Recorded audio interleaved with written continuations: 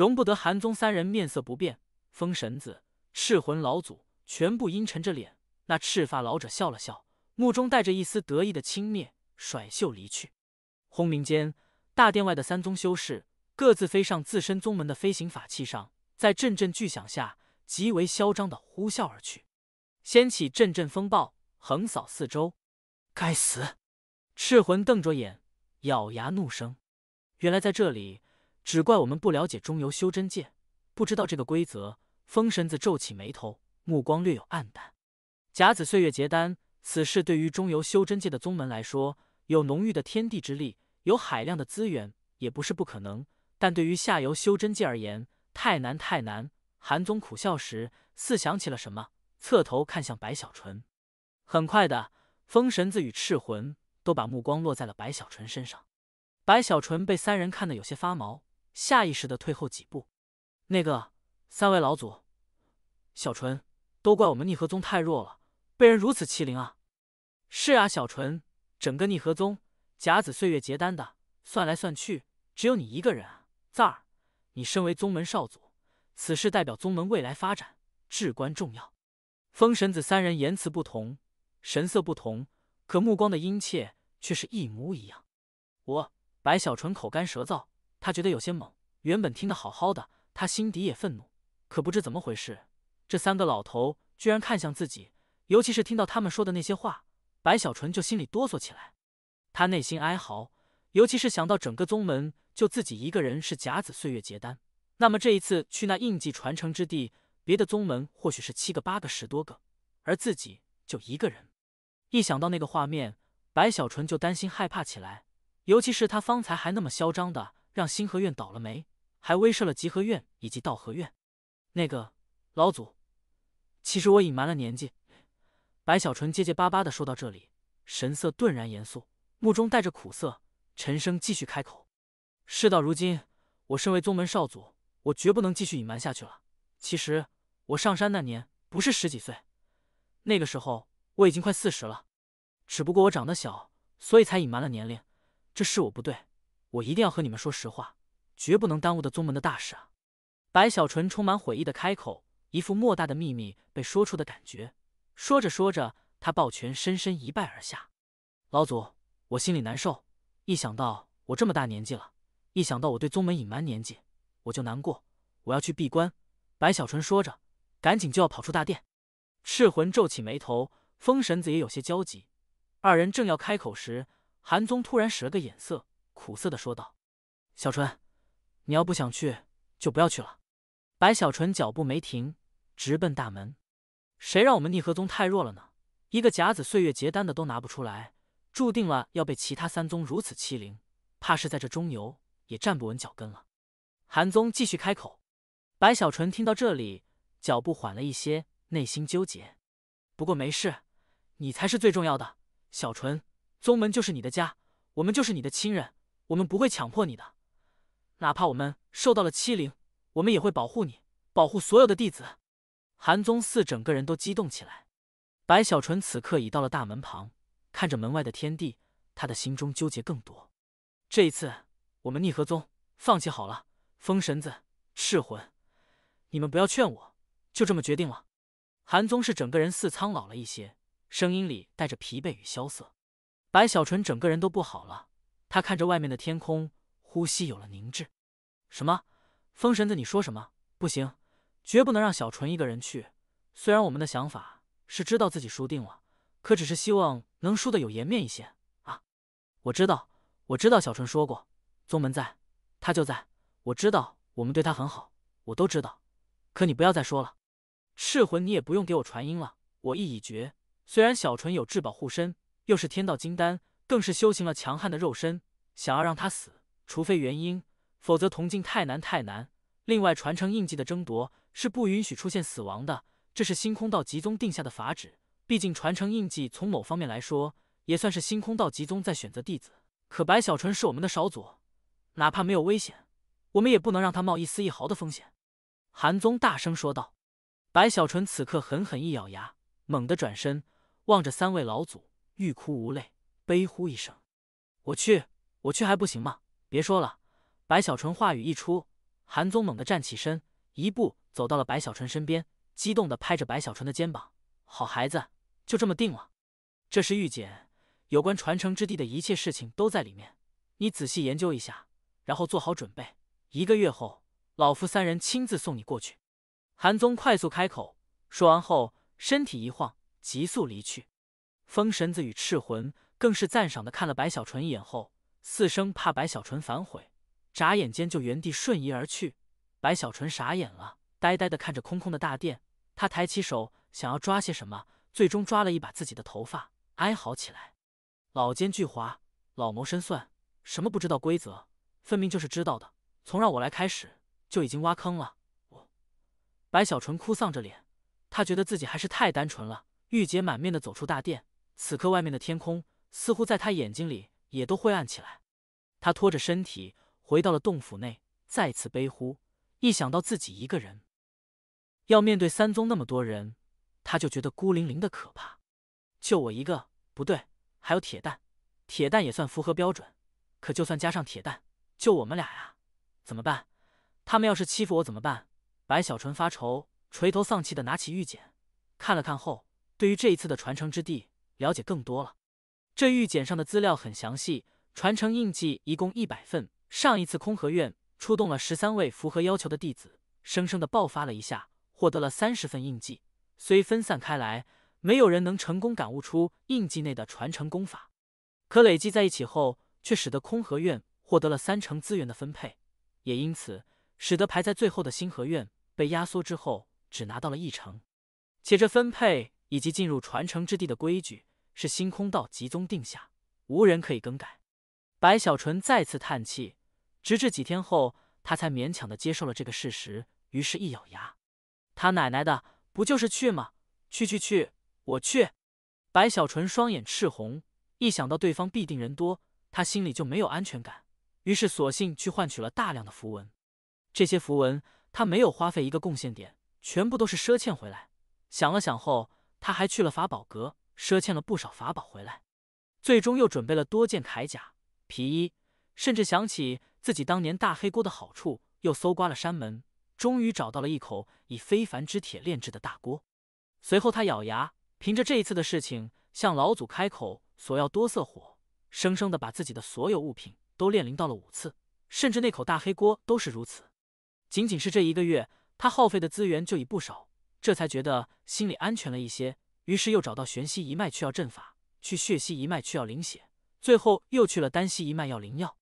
这么一圈下来，已过去了半个月。余下的这半个月，白小纯发了狠的修行，直至1个月结束后，在他的努力下，虽修为没有突破，可却精进了不少。尤其是不死金，居然把左脚大指的筋完全练成，每次大指一用力，他都能感受到一股比自己肉身还要恐怖的爆发力从自己的左脚大指上狂暴而出，而他的鞋每一次都崩溃。为此，白小纯还准备了大量的鞋，都是左脚的。终于，最后一天到来，清晨，白小纯背着大黑锅，全身穿着数层皮甲、铠甲，甚至还贴着无数的符文，带着悲壮走向逆河山顶。他的身后是一样全身符文弥漫，穿着铠甲、古怪中透着凶残的铁蛋，只有一个。随着白小纯的上山，宗门内很多弟子也都出现，遥遥地望着逆河山上的白小纯。他们也都知道了中游其他3宗1个月前来此的目的，心中愤愤憋屈的同时，也明白白小纯这一次是代表逆河宗去参与秘境争夺。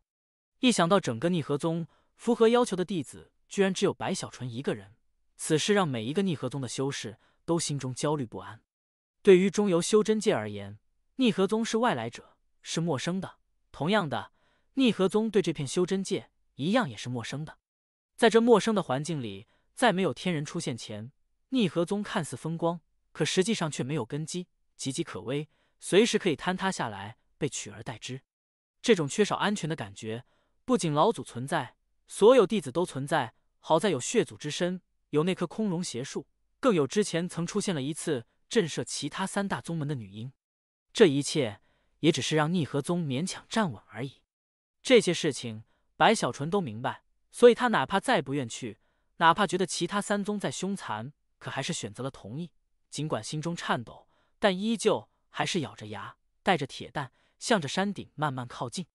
在那里，风神子、韩宗以及赤魂3位元婴后期的真人正在那里等待，他们要与白小纯一起去中游修真界的秘境之地。此刻逆河宗所有人都在沉默，他们的目光凝聚在逆河山的身影上，凝聚在白小纯的身上。鬼牙也走出了洞府，他望着白小纯，目中有些恍惚，依稀间他想起了当年的灵犀宗，想起了与白小纯之间的那场斗法。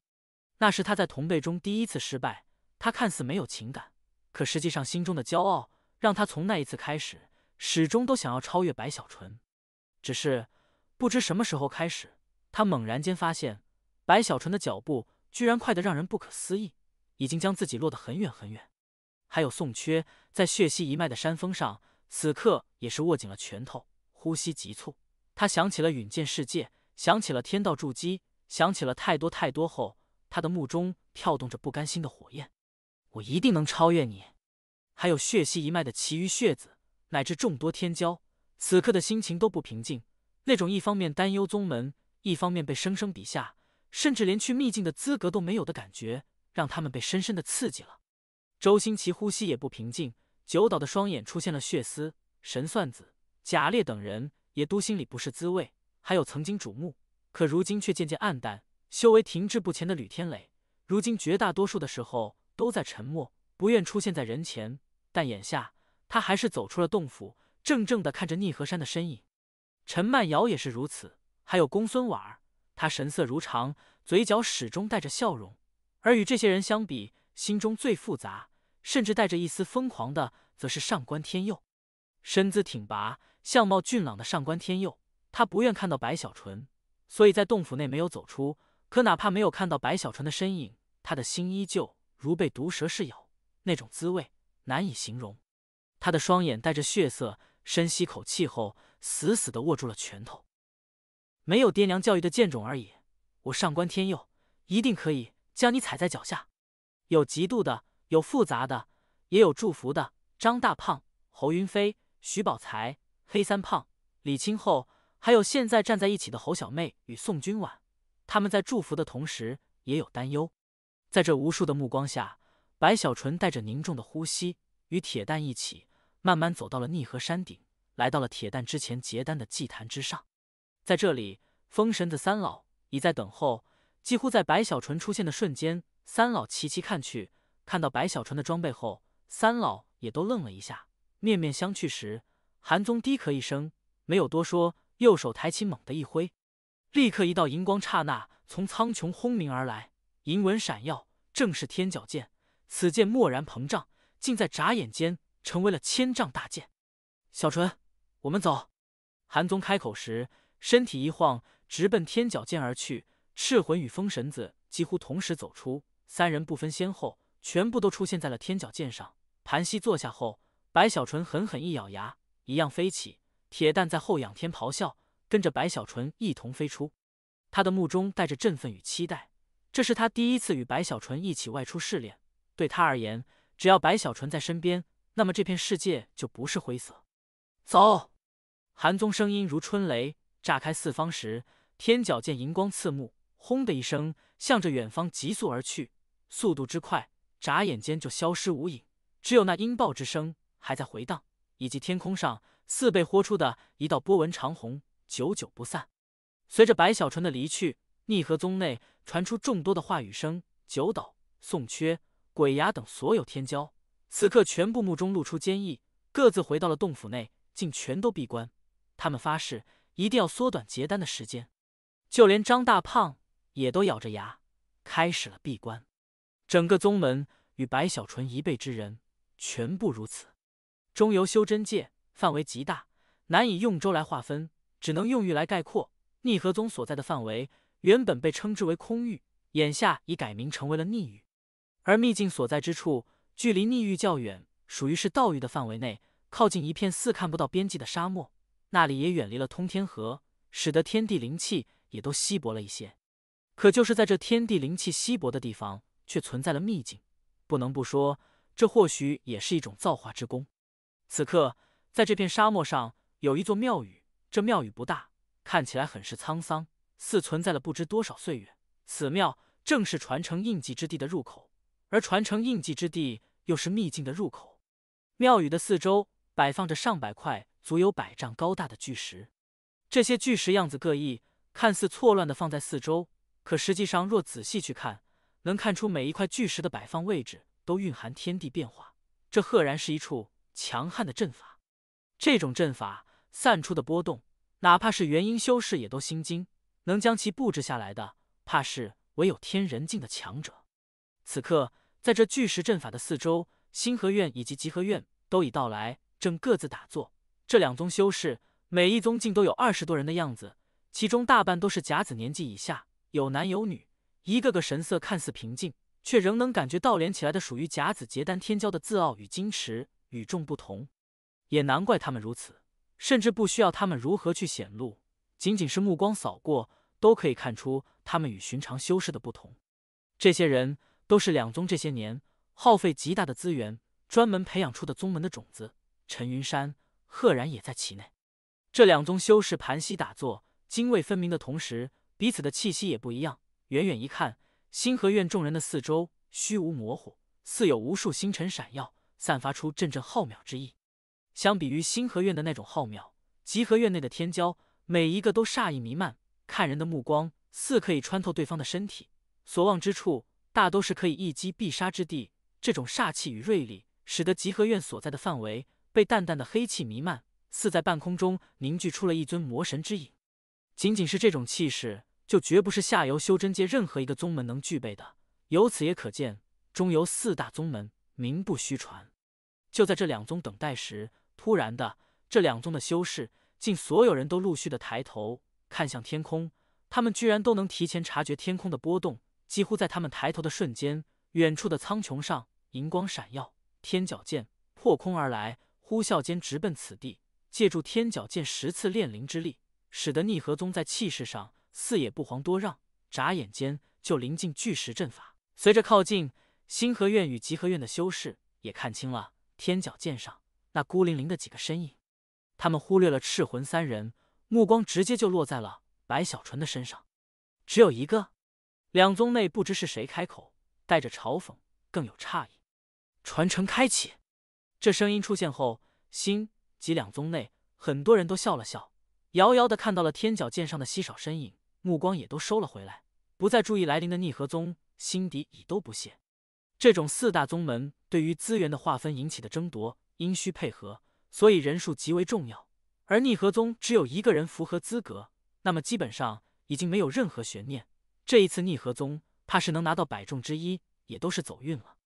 尤其是星河院的修士，他们知道这一次资源划分的原因所在，此刻更是无比轻松。看向逆河宗时，轻蔑之意尽管不是所有人都会表露在脸上，可在心底都已无视。唯独陈云山，他的目中带着杀意。对于白小纯这里，他怀恨在心。1个月前的一幕，让他这1个月都如在噩梦中，甚至还因此受到了责罚。更是回到宗门内，也都被人嘲笑一番，使得他心中的怨气越来越深。可惜在这里不允许杀人，否则的话一定将他弄死。陈云山盯着白小纯，在内心暗道。而集合宗的众人也都收回目光，对于来临的逆河宗已彻底没了兴趣。对于他们来说，这一次只是宗门的一次任务而已，每一个参与之人都会获得一份不菲的赏赐。而逆河宗居然只有1个人，此事让他们的轻蔑也都伏在心里。就在这两宗修士各自如此时，轰的一声，天角剑从苍穹上呼啸而来，直接漂浮在了半空中后，赤魂3人带着白小纯与铁蛋走下天角剑，降临在了地面上。白小纯呼吸急促，睁大了眼，呆呆地看着星及两宗的修士，他目光一扫就看出了双方的数量居然都有近20个结丹，而且一个个明显不俗，甚至有那么几个给白小纯一种强烈的危机感。顿时他就内心一颤，怎么这么多人？白小纯愁眉苦脸，一想到自己要与这40多人争夺传承印记，他就觉得自己的小身体怕是承受不住。赤魂3人也皱起眉头，目光扫过星及2宗时，这2宗带队的元婴修士依旧盘膝打坐，只是彼此看了眼，淡淡一笑，没有要来寒暄之意。与这2宗比较，逆河宗看起来势单力薄。原来逆河宗具备资格的不是一个人，加上这只兽，算一个半吧。陈云山忽然开口，笑声传出，引起身边同门的哄笑。何止是一个半，这是谁啊？身上贴着那么多符文，居然还背着一口大黑锅。哄笑之声更多，白小纯的装扮顿时让这些星河院的修士嘲讽起来。一旁的极河院修士也都一个个目光看向白小纯与铁蛋，还有几人目中露出贪婪之意，显然看出了铁蛋的不俗。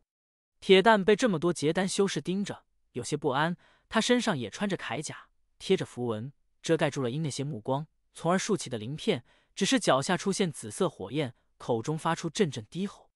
白小纯原本正郁闷忐忑，此刻听到陈云山的话语，又看到了众人的目光以及铁蛋的不安，他顿时生气了。可生气没也没办法，与这两个宗门比较，逆河宗的确是太弱了。赤魂三人也沉默下来，他们心中有些后悔让白小纯参与了。之前之所以想让白小纯去争夺传承印记，是因他们觉得以白小纯的修为战力，再加上那些至宝防身，就算获得不了传承印记，可别人想要害他性命也是极难。而最主要的是星空道极宗对于争夺传承印记是有规则定下的，不允许出现死亡的事情。此事也符合四宗的利益，毕竟他们也不希望自身的天骄弟子死在这里，所以赤魂三人才想要让白小纯来此地，就算是一无所获，也可以熟悉一下同辈天骄，获得一些宝贵的经验。可眼下想到白小纯一个人与数十人去争夺，看到他那孤零零的身影，韩宗三人心中有些迟疑了。就在三人迟疑时，忽然的，远处苍穹上有雷霆轰鸣，很快的，一艘巨大的银色战舟就直接豁开了虚无，凭空出现。随着战舟出现，无数闪电向着四周轰隆隆的扩散，撕裂云层，使得那战舟仿佛强行的降临，出现在了众人上方。正是中游四大宗门内最强的道和宗。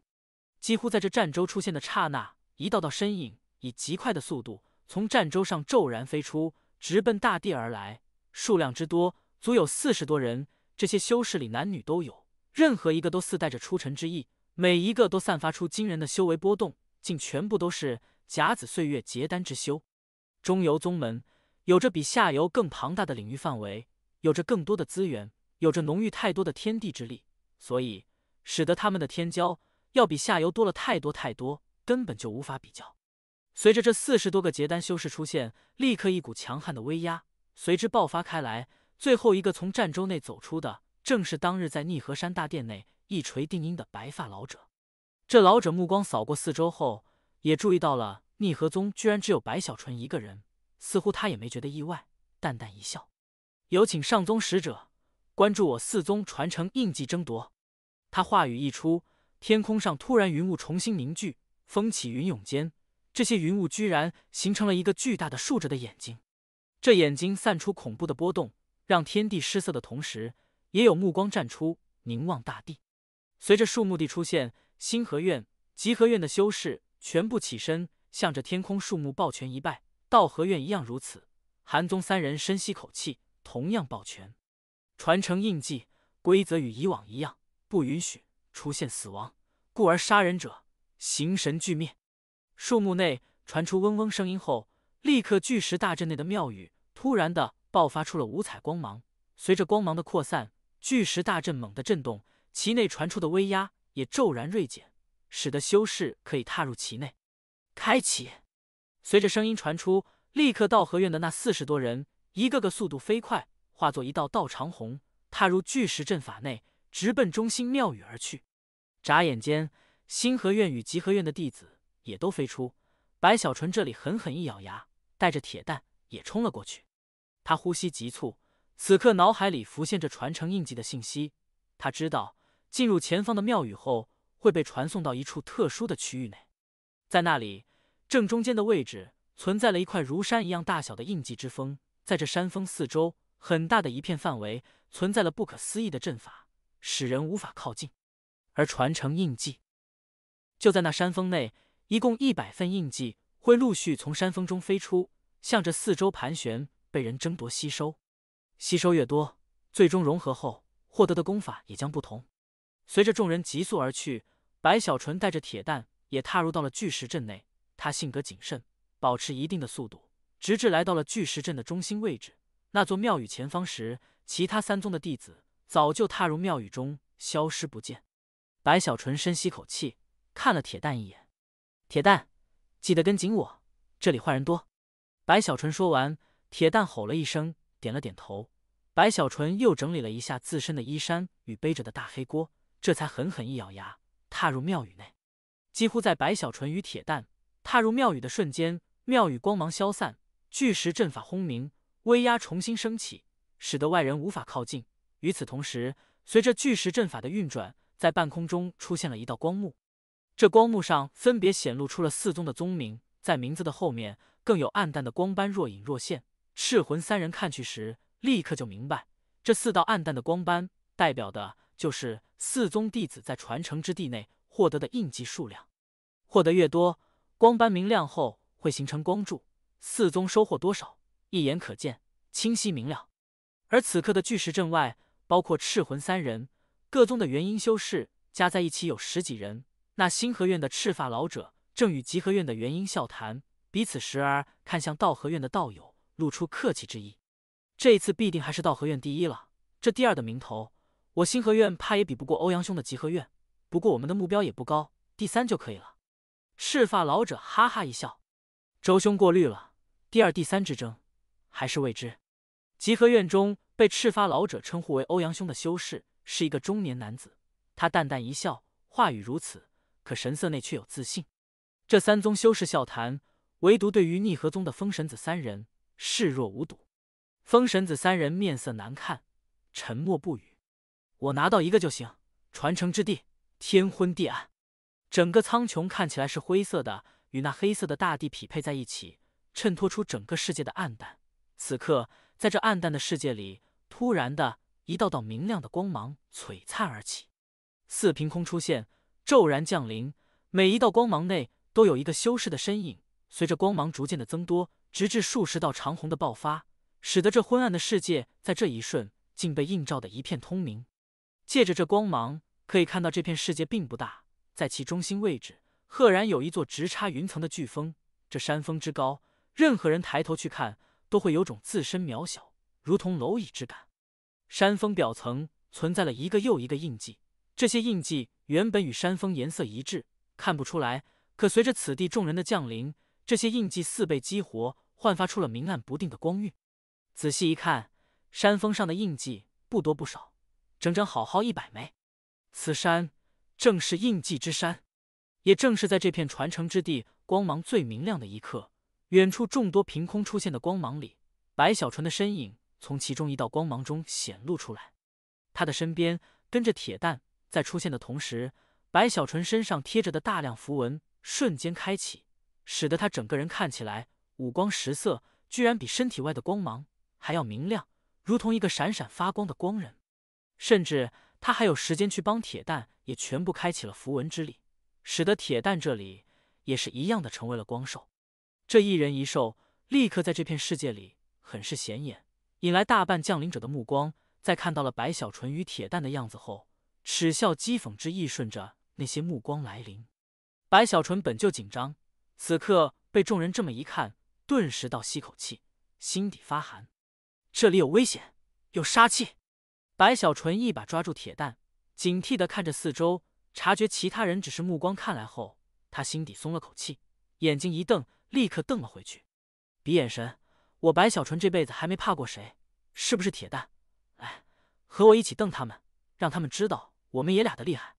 白小纯目中带着凶残，一旁的铁蛋闻言也立刻瞪着眼睛。白小纯瞪谁，他就瞪谁。尤其是在不远处，其中一道降临的光芒里，星河院的一个结丹青年因距离较近，被白小纯身上的光芒晃了一下眼睛，仔细看了后，顿时讥笑起来。逆河宗的少祖，你是把你们逆河宗所有的符文都带来了吧？够不够？用不用我再送你几张？行啊，你送我几张吧。白小纯听到这句话，转头凶狠地看了过去。那星河院的青年讥讽更多，冷笑几声，轻蔑的一晃，没有继续理会白小纯，直奔远处的印记之山。不仅是他如此，眼下降临在这传承之地的三宗弟子，全部都化作长虹，直奔印记之山。有一些距离近的没有飞行，而是在地面疾驰。白小纯没有轻举妄动，在远处先观察一番，发现所有人在靠近这印记之山万丈外时都不再飞行，而是在地面迅速靠近，直至在5000丈左右的位置，纷纷停下脚步。三宗人有数十人，并非分散在四周，而是在3个方向，彼此按照宗门凝聚在一起，一个个神色内带着警惕。几乎在他们靠近5000丈左右的刹那，突然的，印记之山轰鸣而动，一道道天雷凭空出现，更有狂风呼啸。那天雷粗大，足有水桶一般，而狂风漆黑，因蕴含的力量太强，竟化作了一条条黑色的风龙，在这5000丈内横扫呼啸。仅仅是目光看去，都可以感受到这天雷与风龙的强悍。更有大量的术法弥漫，时而化作巨手，时而形成冰刃，更有火焰不时的滔天而起，甚至隐隐的还可以看到不少的虚幻身影，如同鬼魂一般，在这5000丈内徘徊，发出凄厉之音。地面上更有一根根的刺会突然的爆发出来，甚至虚无中还可以看到一道道如大口般的裂缝，没有任何规则的出现，吞噬一切。可以说，这5000丈的范围步步危机，别说是结丹修士，就算是元婴真人，想要通过这5000丈的范围，也存在了极大的凶险。尤其是在看到一个集合院的修士召唤出一具傀儡，那傀儡在进入5000丈范围的瞬间，就被一道天雷直接轰得灰飞烟灭后，白小纯面色苍白，猛地吸了口气。玉简上说印记山四周危险，可没说这么危险啊！那傀儡堪比结丹，居然被一道天雷就轰杀了。白小纯身体一颤，站在远处踌躇起来。不但是白小纯这里被惊到了，其他3宗的弟子也都在纷纷尝试了此地5000丈范围内的术法强度后，纷纷吸了口气。因时间并非是开启之时，所以此地的印记山峰禁制之力要比以往强悍不少。以往会有上宗使者来压制一下，使其威力在一定范围内。3宗弟子各自商讨之后，更为凝聚，分别靠拢在一起后，从3个方向慢慢踏入5000丈范围内。一旦遇到危险，立刻集合众人之力对抗。一时之间，巨响轰轰，整个大地都在震动，天空更是风云卷动，苍穹色变。在白小纯这里踌躇时，也就是一炷香的时间，突然的，从那5000丈内的印记之山上，100枚印记中的一个突然散发出璀璨之光，闪动中竟从印记之山上飞出，在这5000丈范围内飞速的盘旋。几乎在这印记脱离山峰，盘旋在四周的瞬间，立刻3宗各自凝聚在一起的众人纷纷呼吸一紧，彼此都目不转睛。等那印记盘旋了几圈，越来越靠外，约莫到了4500丈范围时，立刻展开手段，试图去捕捉印记。星河院的修士全部散出修为之力，形成了星空之芒，掠天而起，化作了一条巨大的星光彩带。这彩带足有1000丈之长，挥舞中卷向印记，眼看印记就要被这彩带卷到。就在这时，集合院的众人全部大吼一声，他们身上的魔气轰然爆发，形成了一尊巨大的面孔，如同飞炉，咆哮而出，向着印记吞噬而去，与星河院抢夺。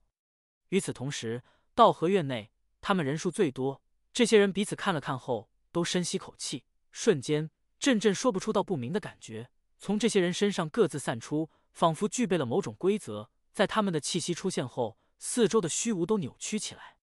轰鸣间，一尊高大的巨人身影赫然从道河院的众人所在之地勾勒而出，向前一步迈出，身体跃起，竟抢在星河院与集合院之前，出现在了印记旁，一把抓住。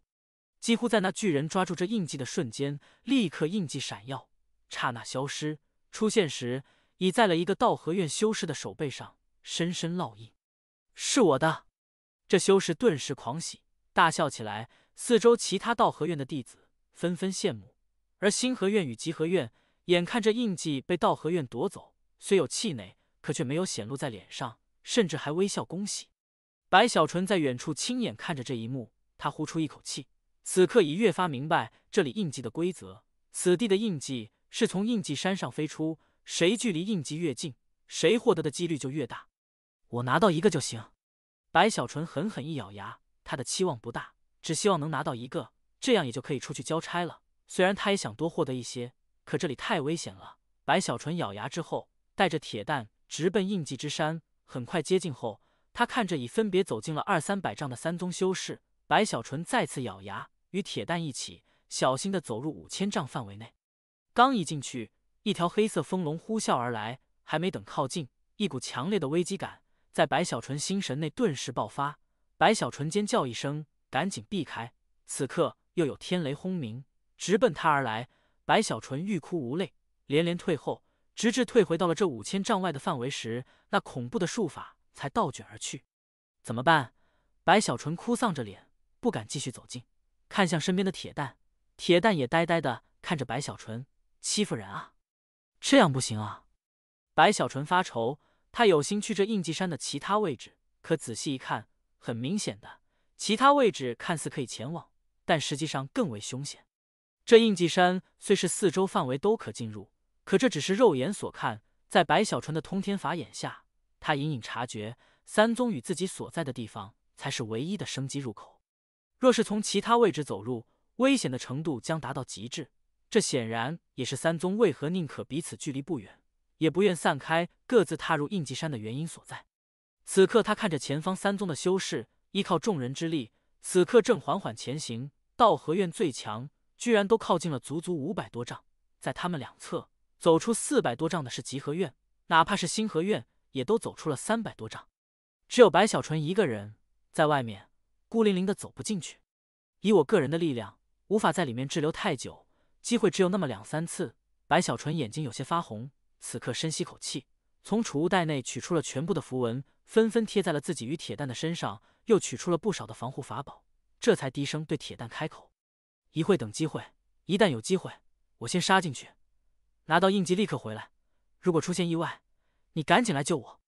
铁蛋连忙点头，他也看出了这5000丈范围内的凶险，此刻虽有首次与白小纯一起外出的喜悦，可一样紧张。白小纯呼吸微凝，站在那里死死地盯着印记山，慢慢等待。没有等太久，也就是10几息后，突然的，印记山上又有一道印记闪烁明亮的光芒呼啸而出，先是在3000丈内徘徊了几圈后，飞速地向外扩散。星、极、道三宗立刻出手，想要去获取，可这印记速度太快，刹那间就从三宗修士的出手中飞梭而过。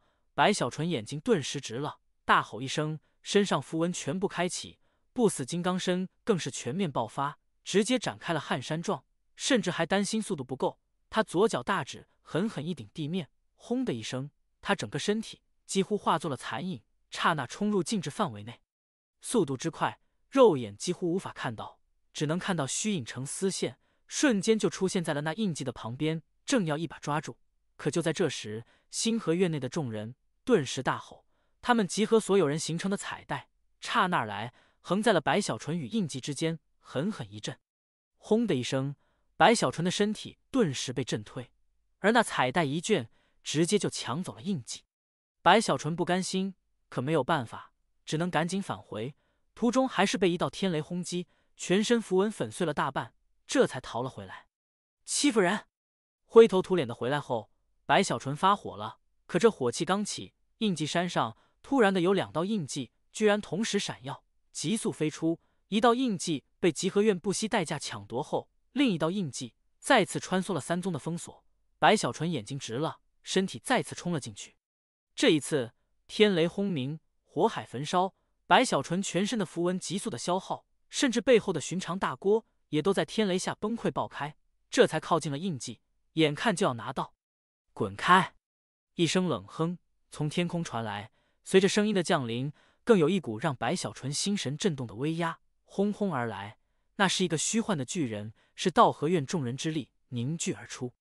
这巨人只是一挥手，立刻就有一股惊人之力爆发，形成了不弱于此地静置的术法，掀起了狂风，直接卷在了白小纯身上。白小纯肉身之力骤然爆发，更有天道金丹之威，与那巨人对抗，右手依旧伸出，向着印记抓去。眼看距离这印记已不到3丈，瞬间就可抓住。可就在这时，那巨人的右手蓦然抬起，一拳落下，掀起了更强的风暴，轰的一声，直接将白小纯身体横扫。白小纯嘴角溢出鲜血，全身符文全部崩溃，更有不少防护法宝也都在那巨人掀起的狂风中碎灭，而他的身体也都在那巨人的一拳风暴下倒退的僵直起来。毕竟这巨人是集合众人之力，绝非白小纯一人可以对抗，他只能眼睁睁地看着那巨人大手一抓，轻而易举的就将那原本快要被白小纯拿到手的印记一把抓走。而白小纯这里在这身体的僵直中，一道道静止之力形成的术法直奔白小纯而来。不自量力！巨人转头轻蔑地看了白小纯一眼，转身一晃，回到了道和院的众人上方。此刻眼看危机，铁蛋在外怒吼一声，不顾一切地冲了进来，一把拽住白小纯，急速后退。可在这退后时，星河院的彩带出现，没有卷在白小纯身上，而是巧妙地荡了一下，形成了阻挡，使得铁蛋身体一顿时，两道天雷轰鸣而来。铁蛋承受天雷之力，鲜血喷出。白小纯挣扎，身体略有恢复后，一把抓住铁蛋，一人一兽直奔外围。逆河宗既然没有获取印记的能力，就乖乖在外面站着，不要进来捣乱。集合院众人看着白小纯与铁蛋的逃遁，传出了冷哼之声。再进来抢夺，我们虽碍于规则无法杀你，可这里存在了禁制之力，若一个不小心把你灭了，谁也说不出什么。星河院内一样有讥讽传出，说话之人正是陈云山。他如此开口，明显是提议，用意歹毒，其心可诛。白小纯不断退后，在又被一道黑风轰在身上后，他喷出鲜血，这才退了回来。听着三宗的话语，看着三宗已都到了500丈外，他的眼珠子立刻红了起来。欺人太甚！白小纯怒了，尤其是看到铁蛋身上的伤势后，他的怒意更是腾然爆发。此刻呼呼喘着粗气，死死地盯着三宗修士。抢我印记也就罢了，还要在这里害我，连铁蛋都受伤了，这是你们逼我的。白小纯咬牙，眼睛的红芒更多。此刻他平稳呼吸，赶紧给铁蛋喂下一些丹药，目光在这四周不断观察。半晌后，在道和院众人走出了1000丈时，白小纯一晃之下，竟带着铁蛋去了他之前通天法眼下如同绝路的其他位置。与此同时，在这传承之地外，巨石阵法的外围，四宗的元婴修士，他们虽看不到传承之地的画面，可却能通过那4道光斑来判断彼此宗门弟子的成就。此刻道和院的光斑最是明亮，而星河院以集合院的光斑也都亮了起来，唯独逆河宗的光斑从始至终都是暗淡无光。这光芒的明亮程度，代表的就是获得印记的多少。此刻看到自身宗门的光斑最亮，道和宗的元婴修士微微一笑，没有觉得多么了不起。在他们看来，自身道和院取得第一，本就不是什么意外的事情。恭喜道友，这一次的第一，看来又是你道和院了。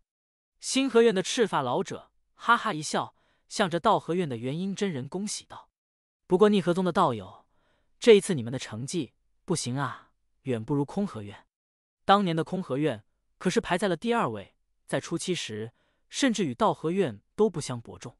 在这三宗笑谈时，逆河宗的赤魂老祖3人面色都很阴沉，彼此看了看后，都叹了口气。他们在来的路上就已经做好了准备，实际上在心底都已经放弃了，只是期望白小纯这里能获得一个印记便可。韩宗道友，不如我们打个赌如何？我赌你们逆河宗这一次获得的印记超不过2枚。看到韩宗3人的面色后，星河院的赤发老者忽然开口。他话语一出，韩宗3人面色更加难看，道和院与集合院则是纷纷看向逆河宗，露出感兴趣之意。赌注是什么？风神子抬头盯着赤发老者，一字一字说道：“老夫拿出我星河院的1枚能爆发出堪比天人一击的星陨石，赌你们逆河宗的那艘最大的通天战舟。”星河院赤发老者盯着韩宗，皮笑肉不笑的开口。韩宗面色变化，风神子也眼中露出凌厉。星陨石的确是星河院的灵宝，与通天战舟价值相当，可对于逆河宗而言，通天战舟更宝贵。显然以赤发老者的身份，能说出这赌注，必定是早有准备。